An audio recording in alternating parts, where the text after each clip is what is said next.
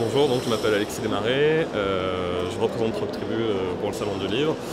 Moi, ce que je suis dans Troctribu, c'est plutôt sur l'aspect technique et tout ce qui se passe derrière. Voilà, je suis développeur de la machinerie interne de Troctribu. Troctribu, c'est une communauté d'échange de biens culturels basée sur le troc. Donc on se retrouve avec un système où on peut échanger des livres, des CD, des DVD, des jeux vidéo. C'est basé sur un système de points, parce que ce qu'on s'aperçoit assez rapidement, c'est que sur le troc, la probabilité d'échanger quelque chose et que ça matche avec un autre utilisateur, c'est-à-dire qu'ils sont intéressés par un bien que je possède et que moi je suis intéressé par un qui possède, elle est super limitée. Donc on s'affranchit de ce problème-là avec un système de points en fait. Où j'ai un livre qui intéresse quelqu'un, je l'envoie, il vaut une certaine valeur en points. Au moment où la personne le reçoit, les points me sont crédités, donc je vais par exemple 3 points si c'est un DVD, et avec ces 3 points, je vais pouvoir acquérir 3 poches qui appartiennent à d'autres utilisateurs. Du coup, on a un taux d'échange qui est très bon par rapport à un système de troc traditionnel que je décrivais tout à l'heure. En fait. Moi, à titre perso, j'ai réalisé peut-être 37 échanges.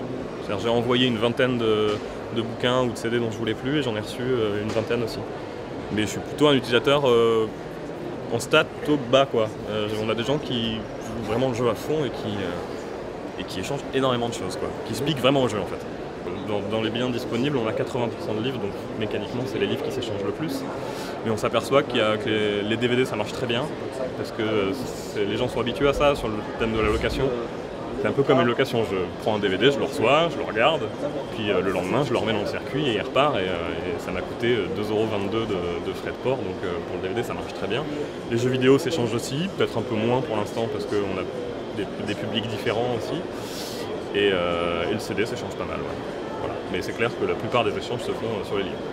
La problématique, elle est sur les coûts d'envoi. C'est-à-dire que nous, on veut afficher un coût d'envoi unique, et on veut que si quelqu'un qui est à Lille demande un bouquin, il faut que le coût d'envoi soit le même pour tout le monde, quoi.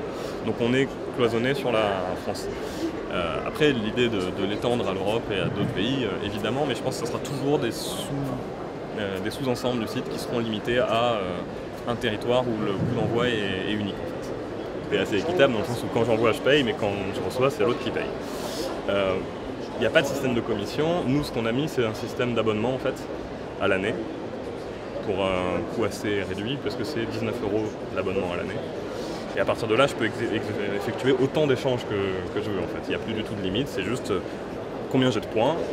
Avec mes points, je prends et je reçois par la poste.